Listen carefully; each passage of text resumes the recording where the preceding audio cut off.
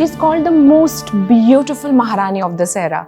I'm talking about Her Royal Highness महारानी राधिका राजे Gaekwad.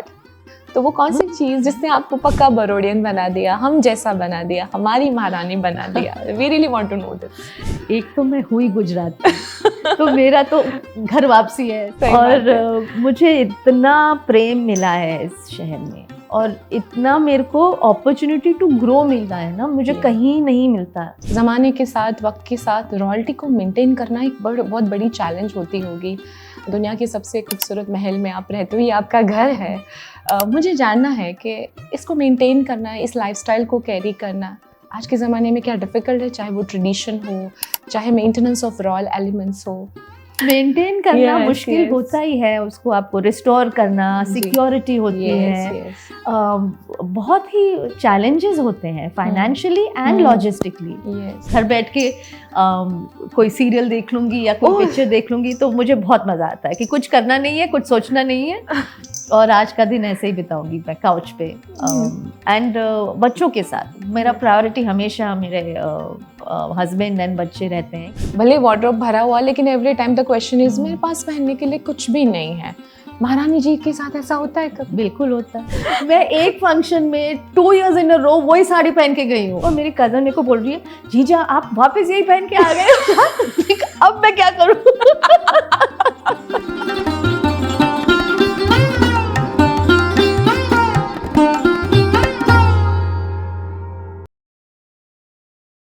She's called the most beautiful Maharani of this era. People often compare her the iconic beauty Rajmata Gayatri Devi of Jaipur. Yes, you guessed right. I'm talking about Her Royal Highness Maharani Radhika Raje Gaikwad, the grounded Queen of Baroda.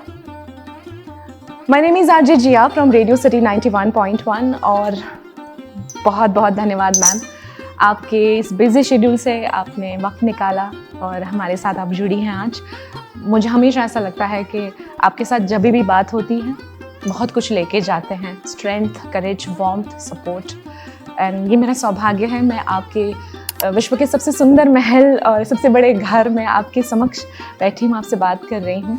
बहुत बार मैंने manifest किया है और हमेशा सच हो जाता है।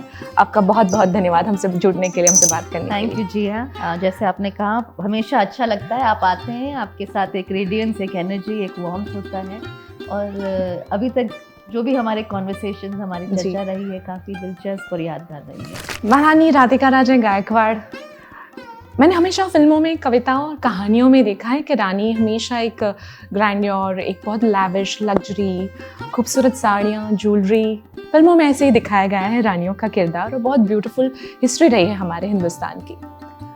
बड़ौदा ने अपनी रानी को हमेशा स्त्री उद्योगालय में देखा है, किसी न किसी कॉज में जुड़ते हुए देखा है, चाहे फिर वो वोकेशनल ट्रेनिंग और ब्यूटी कोर्सेज हो, टेलरिंग हो, फिर बहुत अच्छी चीज़ हो गई हमारे बड़ौदा में आपकी वजह से, गुजरात का फर्स्ट क्विल्टेड कैफ़े आ गया गजरा, एंड नाउ क्राफ्ट फेयर ऊर्जा। बहुत सारे लोगों को मेरी तरह उत्सुकता होगी और जानना चाहेंगे कौन सी चक्की का आटा खाती है हमारी महारानी, इतनी एनर्जी कहाँ से लाती है? Ma'am, you are unstoppable. I want to know the secret of your energy. Actually ऐसा है नहीं, मेरे को बहुत ही सहयोग मिला है परिवार का और मेरी जो एक ग्रुप है, एक हमारा एक बहुत अच्छा ही एक स्त्रियों का एक ग्रुप है मेरी सहेलियों का। अब सहेलियां हैं, अब उनमें से 90 साल की हैं और 35 साल की हैं, तो एक रेंज है, पर सब मेरे साथ ये जुड़ी हुई हैं समाज सेवा में और एक बहुत ही एक सुंदर, एक हम सब में ये एक धारणा है कि कुछ समाज सेवा, कुछ सुधार लाएं, कुछ परिवर्तन लाएं। तो उस धारणा से हम सब साथ में जुड़े हुए हैं और ये सब जो कार्य आप देख रहे हैं सब इनके सहयोग से होता है। तो आई एम वेरी फॉर्चुनेट कि मेरा एक वॉलंटियर ग्रुप बहुत ही एक सपोर्टिव है। नहीं तो इट कैन बी डिफिकल्ट, क्योंकि आप जानते ही हैं लेडीज़ को घर भी संभालना होता है, बच्चे होते हैं एंड सो वो सब में बैलेंस करके करना, बट बहुत ही लव एंड सपोर्ट है। हाँ, तो वो भी एक अनोखी ऊर्जा मिलती है। Definitely ma'am. आपने कहा कि स्त्रियों को बहुत सारी जिम्मेदारियां होती हैं, आप इतने सारे कॉज के साथ जुड़ी हैं। मुझे अभी भी आपका वो कॉज याद है, नारी की सवारी, जी और उसमें आपने फीमेल को इंस्पायर किया, इनकरेज किया कि आप ड्राइविंग सीखें, टैक्सी चलाएं बड़ौदा की और औरतों को घर सेफली पहुंचाने के लिए। तो ये सारे जो छोटे छोटे आपके इनिशिएटिव्स होते हैं, चाहे वो हेरिटेज को सेव करने को हो, इंडियन टेक्सटाइल को प्रमोट करने को हो, ये जो आप सोचती हैं कि मुझे करना है, ये सीड कहाँ से आता है? मतलब कैसे आप ये डिज़ाइन करती है कि मुझे ये कॉज करना है, मुझे इससे जुड़ना है? मुझे बहुत उत्सुकता है उसके बारे में जानने के लिए। मैं आपको बताऊं, जैसे कि नारी की सवारी है, वो तो ऐसा था कि मेरे को खुद कष्ट हुआ था जब मैं ड्राइविंग स्टार्ट करने चाह रही थी जी। क्योंकि मैं खुद एक कंजर्वेटिव परिवार से बिलोंग करती हूँ। मेरे father were not very keen कि मैं ड्राइव करूँ। Oh, really? तो मैंने थोड़ा बचपन में उनके साथ गाड़ी में बैठ के स्टीयरिंग व्हील घुमाया था और उन्होंने मेरी बहन को भी सिखाया था, लेकिन ज़्यादातर मैंने सीखा है मेरे दोस्तों से। फिर मैं जाके लाइन में मैंने खुद मेरा लाइसेंस लिया था, अपना वो लर्नर लाइसेंस और पक्का लाइसेंस, तो खुद ही मैं चला के वो, क्योंकि मेरे को मन था कि मैं सीखूं। तो पर उसमें मेरे घर में कोई नहीं चलाता, मेरे मदर नहीं चलाती हैं, मेरे सिस्टर नहीं चलाती हैं, तो ऐसा मेरे को कोई उसमें सपोर्ट नहीं था। तो आई नो कि कैसे स्ट्रगल मेरे परिवार में अगर मुझे हो सकता है तो आम औरतों को, लड़कियों को वो स्ट्रगल रहा ही है।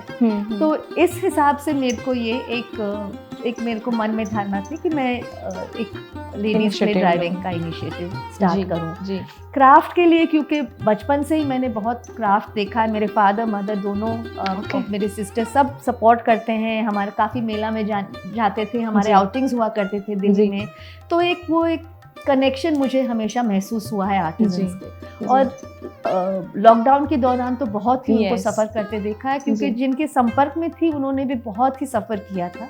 और वो मेरे को कांटेक्ट कर रहे थे कि किस तरह मदद कर सकें हम उनकी।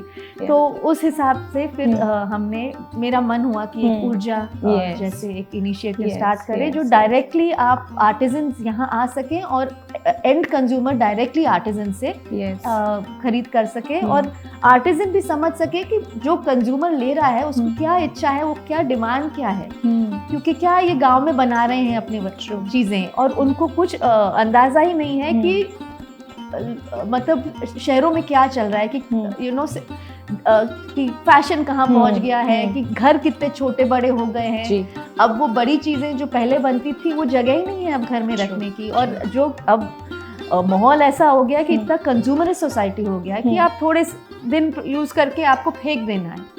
तो उसमें आप कैसे क्राफ्ट को बैठा सकते हैं, उसके लिए आपको डिज़ाइन इंटरवेंशन लाना पड़ता है।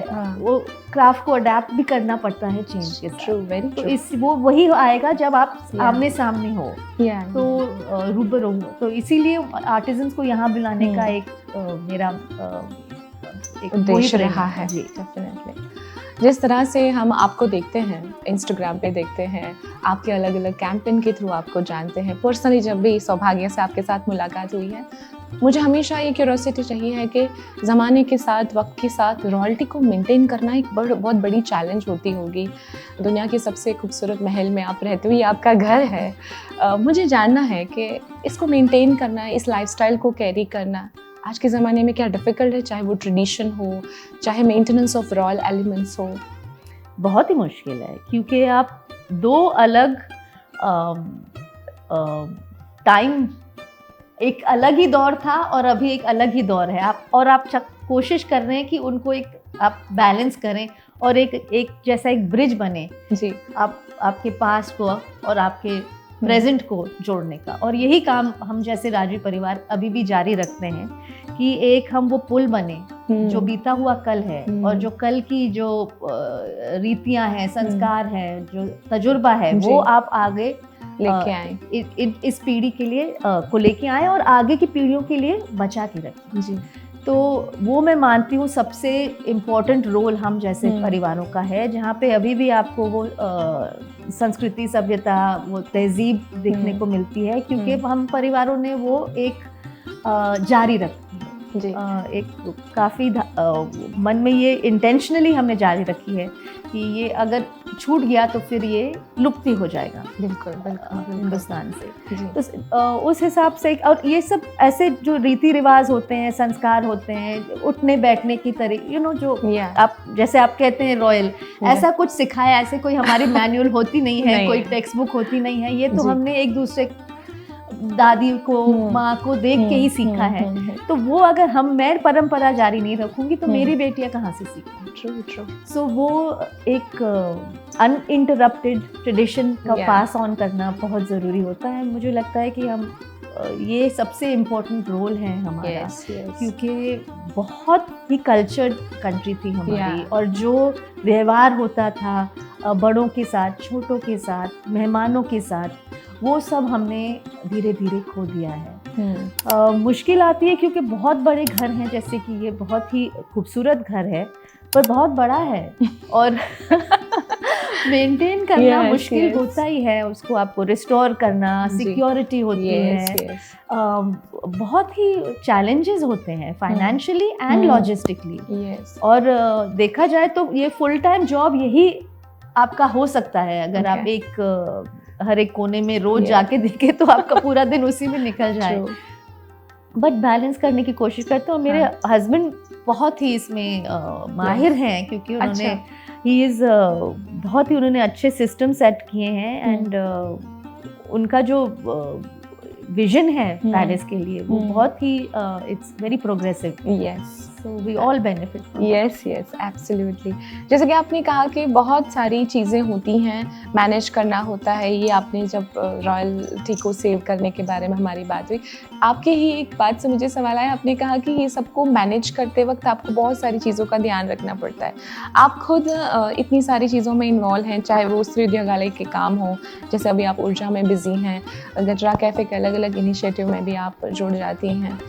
आपका समाज के प्रति, परिवार के प्रति भी एक उत्तरदायित्व है, आपकी खुद की रिस्पॉन्सिबिलिटी। आप एक माँ हैं, आप महारानी हैं बड़ौदा की, घर में भी आपके बहुत सारे उत्तरदायित्व होंगे।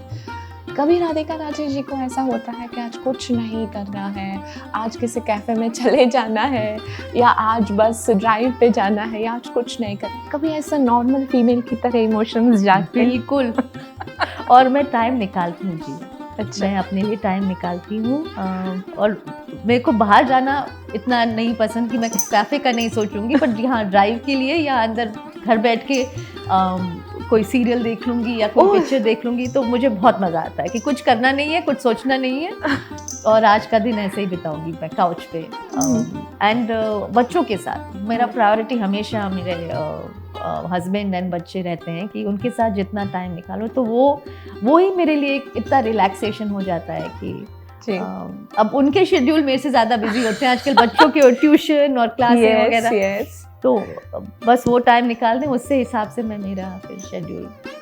फिल्में बहुत पसंद है, आप फिल्में देखती हैं? मुझे पसंद है, सिनेमा हॉल गई नहीं हूँ मैं काफ़ी टाइम से, बट आई डू लाइक। अच्छा, हाँ, एंजॉय। यस। और म्यूजिक में कौन सा जॉनरा सबसे ज़्यादा पसंद आता है? मुझे पुराने हिंदी फिल्म सॉन्ग्स बहुत पसंद है। ओके। तो मेरे को आर.डी. बर्मन, गुलजार साहब, साहिल लुधियानवी, ओह माय गॉड, सो ये सब मुझे बहुत पसंद है। और गरबा म्यूजिक मुझे बहुत पसंद है, संस्कृति हमारी जी। और हिंदुस्तानी क्लासिकल भी सुनती हूँ मैं जी, तो मूड के हिसाब से। डेफिनेटली। मैम, आपने बहुत अच्छी बात कही कि आपका बहुत ज़्यादा वक्त परिवार को आप डेडिकेट करती है, जिसमें आपको मज़ा आता है। मैंने हमेशा आपको जब काम में बिजी देखा है, या फिर आप किसी खास इवेंट में जाती है, गैदरिंग्स में जाती हैं, एक चीज़ मैंने नोटिस की है कि आप ना घुल जाती हैं हम सब में। हमें कभी ऐसा नहीं लगता you are not reachable. Hindustan में इतनी रानियां देखी, इतना रजवाड़ा जिया है, और हमेशा एक रहता है कि डू फॉर सोसाइटी, ये जो टैग है, तो क्या आपको बचपन से परवरिश में ये दिया जाता है कि आपको सोसाइटी के लिए इतना तो करना ही पड़ेगा? ये मेरी क्यूरियोसिटी है टू नो, बिकॉज आप ये सब करते हुए भी हम आपके साथ बात करते वक्त, हम आपके साथ जुड़ते वक्त, हमें ज़रा भी ऐसा नहीं लगता है कि रानी जी को कैसा लगेगा। आप इतनी वार्मथ के साथ हमारे साथ जुड़ती हैं, आप अपनी ग्राउंडेड कैसे हैं? What is that one incident, ऐसी कोई बात, ऐसी कोई घटना जहाँ पे ऐसा आपको कभी फील हुआ है कि मुझे सोसाइटी के लिए करना है, या मुझे I want to do it for something, like ये सोसाइटी के लिए मैं करूँगी। कैसे इतनी ग्राउंडेड हैं? क्योंकि ये नॉर्मल हूँ मैं। मुझे लगता है कि ये विचार कि मैं रानी हूँ, कि मैं महल में रहती हूँ, ये दिमाग में पूरा टाइम नहीं चलता है। जब मैं आपसे बात कर रही हूँ, मैं राधिका हूँ, उसमें वो विचार नहीं होता है। आई डोंट नो, क्योंकि ये आप है ना, इसलिए तो मैं बोल रही हूँ the grounded queen of Baroda. मेरे इस पूरे खास टॉक का टॉपिक ही ये है, क्योंकि आपने हमें कभी नहीं रियलाइज़ कराया है कि आप रानी हैं। आप हमेशा हम जैसी हैं, हम हमारे बारे में सोचती हैं, और हमें आप तक पहुंचने के लिए कभी वो एक ऐसा नहीं लगा कि हम एक ब्रिज क्रॉस करके, या हमें कोई मीडिएटर चाहिए आपके लिए। ये मेरा अनुभव है, और बहुत सारे बड़ौडियंस का अनुभव होगा, और आपने सोसाइटी के लिए जो किया है। सो यही मेरा एक क्वेश्चन हमेशा रहता है कि जब भी मैं आपसे मिलना चाहती हूँ कि मैम हमेशा अवेलेबल होती हैं। सो ये जो मुझे जानना है कि कैसे आपके अंदर ये है, या फिर आपको बचपन से, या सभी क्वींस को या प्रिंसेस को सिखाया जाता है कि you have to do it for society? नहीं, ऐसा कोई मेरे को किसी ने ऐसा, मतलब ऐसा कोई ड्यूटी के हिसाब से या ऐसा नहीं था कभी भी। एक्चुअली मेरे मदर बहुत ही मिलनसार हैं, और उनमें एकदम एक वो चाइल्ड लाइक एक क्वालिटी है, वो सबके साथ घुल मिल जाते हैं। तो वो एक फैमिली कैरेक्टरिस्टिक है। मेरी बहन भी सेम है, मैं भी वैसी हूँ। तो हम सब वैसे ही मिलेंगे। आप उनको मिलेंगे तो आपको लगेंगे कि सब लोग उनको कहते हैं आपको मिलके मेरी नानी की याद आती है। तो मेरी मदर ऐसे हैं, और मेरी बहन भी बहुत ही चुलबुली और बहुत ही मिलनसार है। तो हम सब परिवार में सारी लेडीज ही हम ऐसी हैं। और मेरे फादर भी बहुत ही इजीली घुल मिल जाते हैं, बहुत ही कॉन्वर्सेशनिस्ट हैं। तो उसमें वो आपको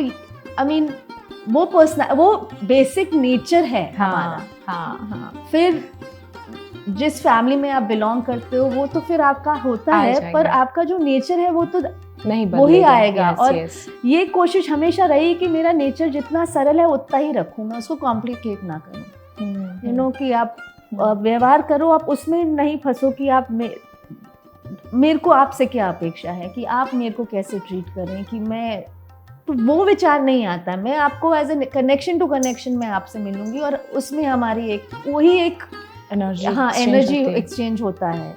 अब मैं वो नहीं डिफाइन कर रही हूँ कि मैं महारानी हूँ, आप एक आरजे हैं, और हमारा इसमें से क्या ट्रांजैक्शनल रिलेशनशिप हो सकता है। आई थिंक वो अगर ट्रांजैक्शनल एस्पेक्ट आप निकाल दो तो हम सब एक दूसरे से कितना ब्यूटीफुली कनेक्ट कर सकते हैं। Yes. This is your beauty, that your humbleness. I'm so impressed. Again, every time मैं कुछ लेके जाती हूँ आपसे. Really, I'm feeling right now so grateful to sit with you and talking about this topic. एक बहुत ही अहम सवाल, और मुझे लगता है कि मैं डर रही थी जब मैं आपके लिए कल सवाल बुन रही थी। आपके लिए सवाल बुनना जैसे कढ़ाई करने जैसा है, आपको पता है। एक टैगलाइन है, बहुत बार आपने एडवर्टाइजमेंट में सुना होगा, आपकी त्वचा से आपकी उम्र का पता नहीं चलता है। मैं आपकी उम्र नहीं पूछूंगी, पर मैं जानना चाहती हूँ आपकी त्वचा का राज क्या है। What is the secret of your glow? शायद मेरे बहुत सारे ऑडियंस जानना चाहेंगे कि कहाँ से मैम इतनी सुंदर है, क्या करते, कोई रेजीम है आपका, या एनीथिंग विच आपने अपनी नानी से, मम्मा से सीखा हो? कुछ नहीं, एक्चुअली मेरी मदर तो कुछ लगाती भी नहीं है फेस पे। हम कहते हैं मम्मा लगा लो, बट उनका जो ग्लो है वो आप देखिएगा, बिकॉज वो एक अंदर से खुशी है। और आई थिंक हम सब में ये एक है कि उत्सुकता, एक जीवन की तरफ एक प्रेम, कि मतलब आज क्या करेंगे, आज किससे मिलेंगे, आज क्या नया सीखेंगे, वो curiosity of our life and the desire to learn more, to grow more, to make meaningful connections. I think वो एक अंदर से एक खुशी महसूस होती है, वो आपके चेहरे पे छलकती है जी। और वो एक वेरी ब्यूटीफुल, अगर आप कनेक्शन बना सकें ज़िंदगी में, आपके बच्चों के साथ, आपके हस्बैंड, आपके फैमिली, आपके वर्किंग रिलेशनशिप्स, कि they give you a sense of purpose. I think जब तक मेरे लिए तो वही है जो मेरी ऊर्जा आती है, energy for work and for family comes from a place ki I'm receiving so much and therefore I want to give. This is a I real think that is beauty, the- yeah. That is a glow. True.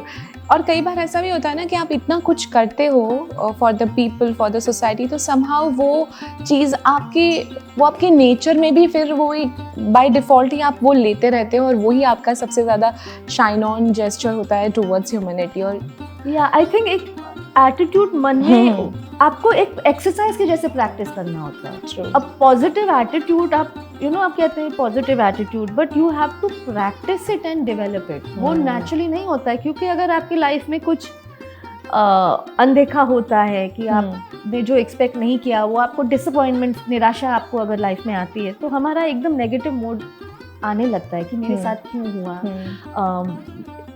जो अपने negative thought process, और फिर वो एकदम ही spiral down होता है. Cycle तो उसको रोकना, Yes. वो एक ऑलमोस्ट लाइक अ मसल.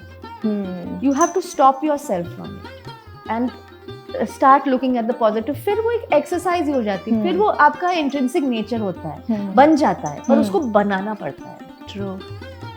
वो Very आप true. ठीक है, आप कहते हैं हैप्पी गो लकी लोग होते हैं, but everyone is not always thinking positive. Yes. And वो you can't always think Yeah, positive. You yeah. have to balance. Yes. But to be able to be mentally strong, that I'm going to take the positive out of this and make it learn from this and make this as an example to better myself. Yes. ये एक आपको एक attitude develop करना पड़ता है. कोई ये बच्चा पैदा नहीं होता है इसके साथ. True, very true. So it's also mentally Yes.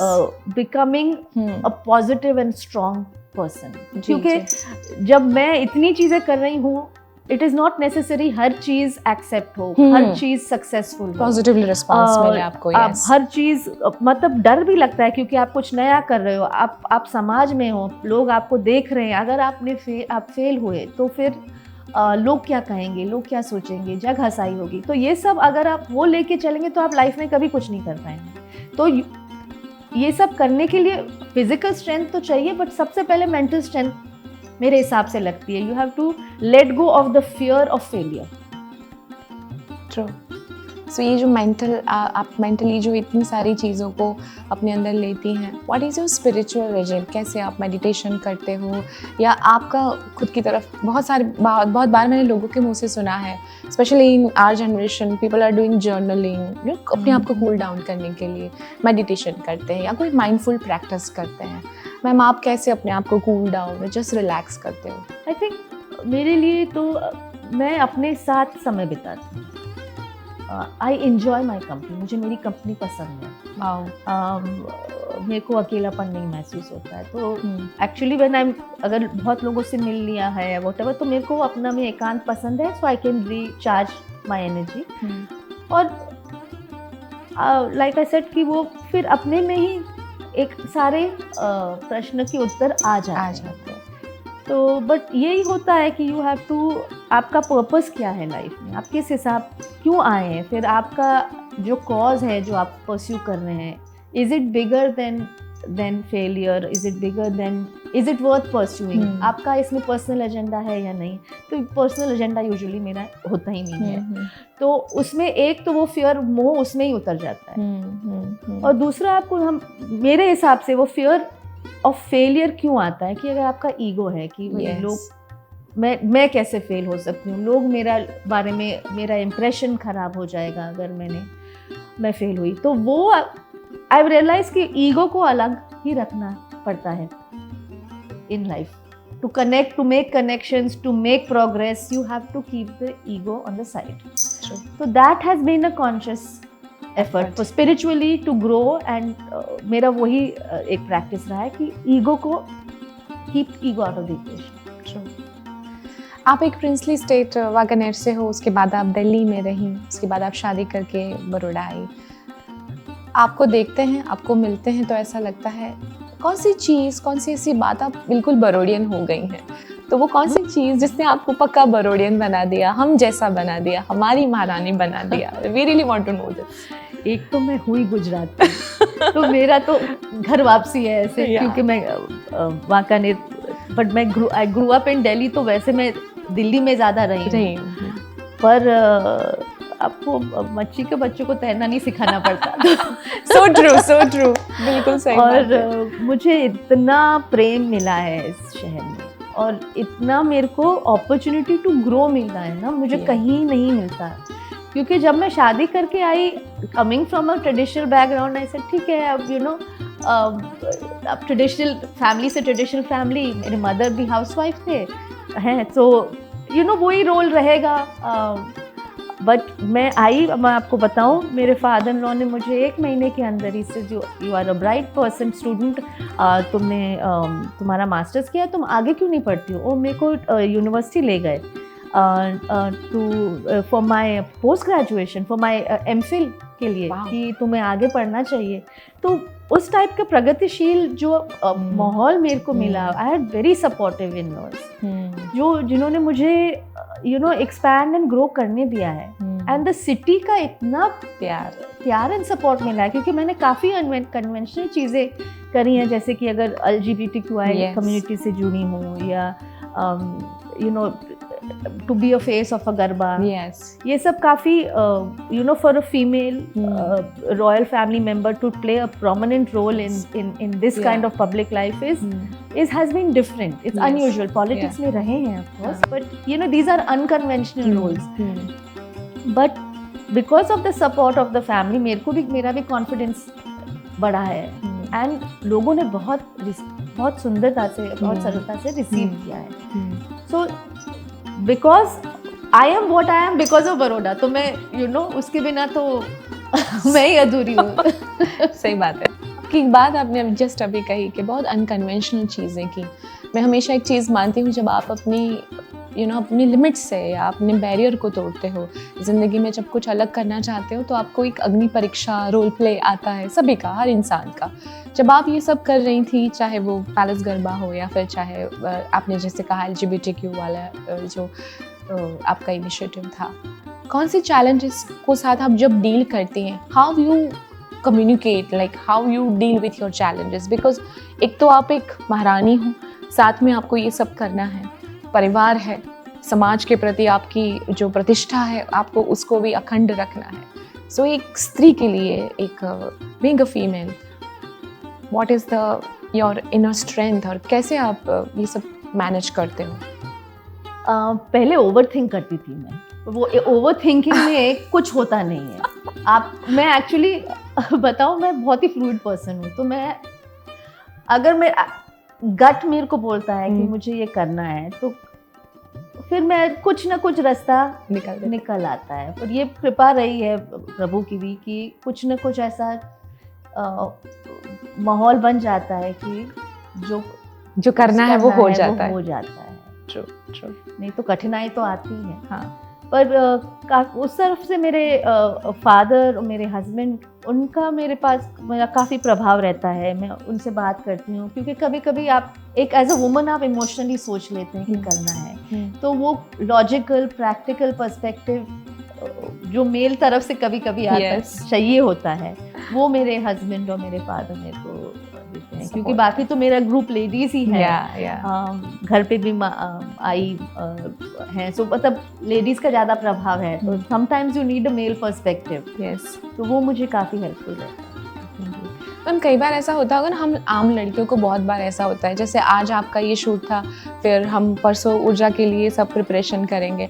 Every time हर लड़की को एक होता है, आज एक ओकेजन में जाना है, वार्डरोब खोल के हम बैठे रहते हैं कि मैं क्या पहनूं। भले वार्डरोब भरा हुआ, लेकिन every time the question is मेरे पास पहनने के लिए कुछ भी नहीं है।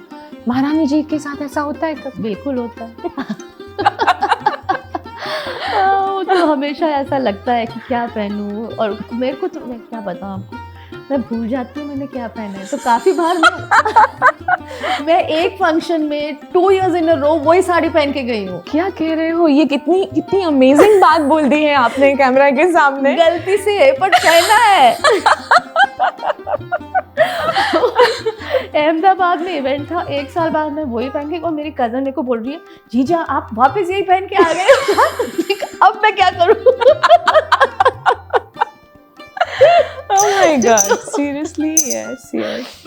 तो हम लड़कियों को तो हमेशा, फीमेल का तो हमेशा रहता ही है ना, तो हम लोगों को हमेशा ऐसा था कि रानी साहब का तो संदूक भर के साड़ियाँ होंगी और उनका ज्वेलरी ऑप्शंस तो कितने सारे होंगे, तो उनको तो कोई जब भी उनको तो रिपीटेशन करने ही नहीं पड़ते होंगे। सो ये आपका कोई मतलब वार्डरोब स्टाइलिस्ट या अपने कोई पर्सनल होता है जो आपको गाइड करता है क्या? मैं खुद ही करती हूँ। Okay. है मेरे पास, I have a very good collection of saris because of परिवार, मैंने खुद भी लिए हैं, बट परिवार से मेरे को मिले भी हैं, from my mother side and my mother in law. तो और साड़ियाँ तो ऐसा आउट ऑफ फैशन कभी जाती नहीं। जी, तो जी, 22 सालों में अच्छा कलेक्शन है और I enjoy wearing them, but repeat तो हो जाती है जैसे कि मैंने आपको बताया। और बट मुझे भी शौक है, पर यही कभी कभी हो जाता है कि बिकॉज टाइम के नहीं मिलता है इनफ, तो फिर आप भागा दौड़ी करो कि क्या पहनूं। अगर वो टाइम मिले कि पहले से आप प्लान करके then you just you know, तो वो कभी कभी मेरा टाइम मैनेजमेंट इशू हो जाता है फिर वो। तो दिस इज़ अ ब्यूटी जो मैंने कहा ना, क्या बिल्कुल हम जैसी हैं, तो हम आपकी तरह बिल्कुल ऐसे आपकी तरफ आने के लिए ज़रा भी वो झिझक नहीं। That's why you are so grounded कि आप फील भी वैसे ही करती है जैसे एक आम लड़की फील करती है।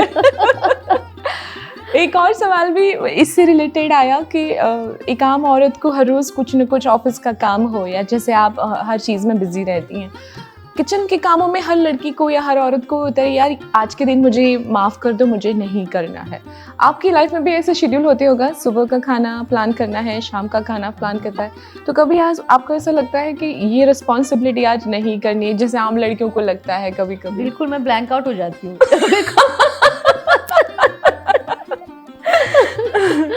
हाँ, वो तो सबसे वर्स्ट जॉब है। तो क्या मतलब? मेरे फ्रेंड्स मेरे को हमेशा टीज करते, आ रहा है तुम्हारा वो लिस्ट बन रहा है तुम्हारा मेन्यू का। फर्स्ट जॉब, सुबह शाम का मेन्यू बहुत टफ है ना ये टास्क। टास्क। तो क्या फ्रिज पे लगा देती हैं आप? नॉर्मल जनताएं ऐसी ही करती हैं, बीवियां, वाइफ्स एंड भाभी जी के फ्रिज पे लगा दो पूरे शेड्यूल का। तो आपके मतलब मेन्यू क्या प्लान है? I want to know your day plan in the kitchen. I am so curious to know all this. हम we have a kitchen controller, okay, तो वो एक मेन्यू बनाता है, वो कुक के साथ बैठ के एक मेन्यू बनाता है लंच डिनर का। फिर वो सजेस्टेड मेन्यू आता है मेरे पास। फिर मैं देखती हूँ उसे, कभी कभी पास हो जाता है, कभी कभी आप बच्चों से पूछते हैं क्या खाने का मन है वगैरह, तो वो थोड़ा अलग अलग अपन को उसमें अकोमोडेट करना पड़ता है। जैसे कि अभी श्रावण है, तो अब आई का अब वो वेजिटेरियन है, बच्चों को नॉन वेज खाना है, तो वो थोड़ा प्लानिंग करना पड़ता है। ठीक है, अच्छा चलो ये लंच में ये कर दिया, डिनर में हमारा यूजुअली लंच इंडियन होता है, डिनर कॉन्टिनेंटल होता है। अच्छा, ये हमारा फैमिली का रिवाज है, हमेशा से यहाँ पे भी चलता, वहाँ का भी यही था कि गुजराती स्टाइल की थाली जिसमें गुजराती महाराष्ट्रन फूड मिक्स होता है लंच के लिए, और डिनर होता है कॉन्टिनेंटल। तो सूप, सैलेड, एक बेक डिश होगा या वेजिटेबल्स होंगी, एक नॉन वेज डिश होगा, पुडिंग होगा।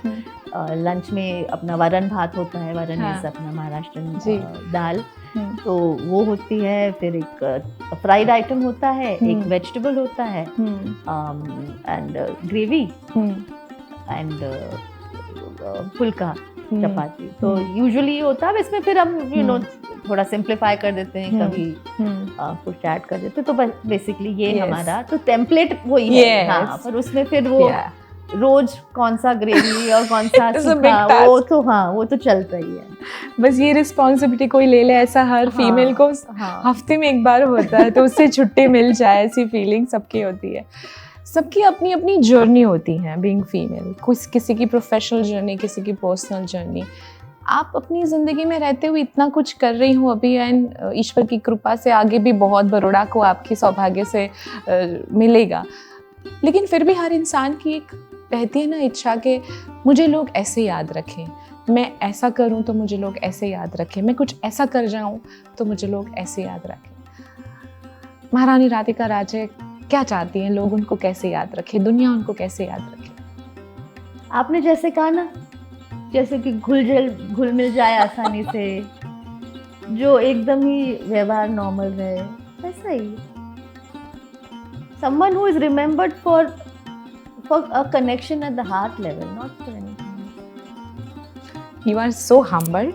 सो आपकी सोच भी बिल्कुल वैसी है और यही आपके अंदर की सुंदरता हमें बहुत प्रभावित करती है आपकी तरफ महारानी जी। And I am so grateful कि आज के हमारे सेशन से मैं एक बहुत ही वार्मथ अगेन आपसे लेके जा रही हूँ। हमारी ऑडियंस, रेडियो सिटी का पूरा परिवार और हम में और आपको देखने वाली हमारी जनता बहुत ही ज़्यादा प्रभावित हमेशा होती है। और आपके सहयोग से और जिस तरह से गायकवाड़ परिवार ने बड़ौदा को और ओवरऑल आपकी विचार और आपके विजन की वजह से जो हमें मिला है, उसके लिए मैं कोटि कोटि धन्यवाद करती हूँ आपका। आपने अपनी कीमती समय से हमें ये मौका दिया आपसे बात करने का। आपके जीवन के बहुत सारे परसेप्शन से आज हम लोग और ज़्यादा इंस्पायर्ड हुए हैं। बहुत बहुत शुक्रिया मैम। और वक्त से हम यही कामना करते हैं कि हमें ऐसे और मौके मिलते रहें और हमसे आप इस तरह से जुड़ती रहें। बहुत बहुत शुक्रिया, धन्यवाद।